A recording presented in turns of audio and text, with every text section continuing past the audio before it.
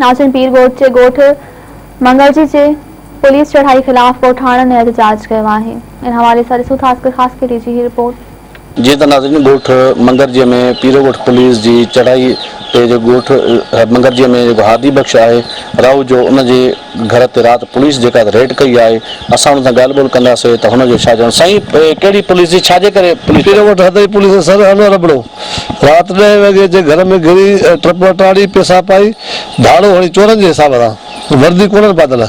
कारा कपिड़ा ऐं हकला कयो अचे त वेही रहो चुप करे पोइ ॿार बचा सभु परेशान थिया चोरनि छा चवणु पड़ो पोइ चोरनि जा हिसाब करे पैसा पाई खयो भॼ ड्रा करे ऐं पोइ जंहिंमहिल आख़िर में एस एच आयो चए मां सूबेदार आहे पीरोगोट एस एच अनवर रबड़ो ऐं असां पुलिस आहियूं। पोइ त ॿार धारा उथी पिया हर कोन विड़ी पियो चए भाउ पुलिस ट्रपड़ पैसा छो था खणो छा मसइलो आहे चए बसि मां इहो असां पुलिस जो मसइलो थियो आहे। पोइ मुंहिंजे भाउ खे ॿधी सलमान खे खणी विया आहिनि राति 10 बजे खां ऐं 1.5 लख पैसा कैश ॿिया टपड़ टाड़ी भॼ ड्रा 12 बजे खे धका माना धारण वारो किरदारु पुलिस वारो हिसाब किताब न हुयो धारण जो हिसाब किताब नाजायज़ थी वई आहे वॾी राति घिरिया आहिनि 2 टे चरवल बि आया आहिनि सदाई पैसा धाड़ो हे हो सदाई असां वॾो ज़ुल्म लॻो पिया पहिरीं मूंखे खणी आहे 2 टे ॾींहं गुम करे छॾियो हाणे वरी माना मुंहिंजे भाउ वॾे खणी आहे मां पुछो मां छा थियो आहे हे मसइलो छा आहे वॾो मर्द बि कोन आहे घर में अहिड़ो जेको हुन सां माना ॻाल्हाए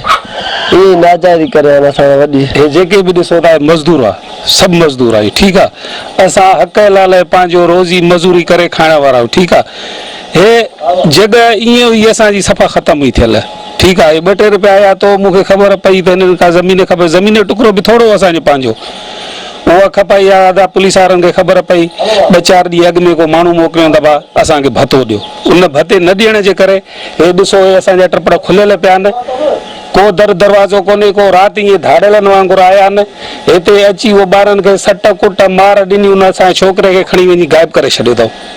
असांजे एसपी खैरपुर खे मुतालबो आहे बराए महिरबानी असांजे छोकिरे ते अहिड़ो को केस न कनि असांखे पंहिंजो छोकिरो हथु करे ॾियनि।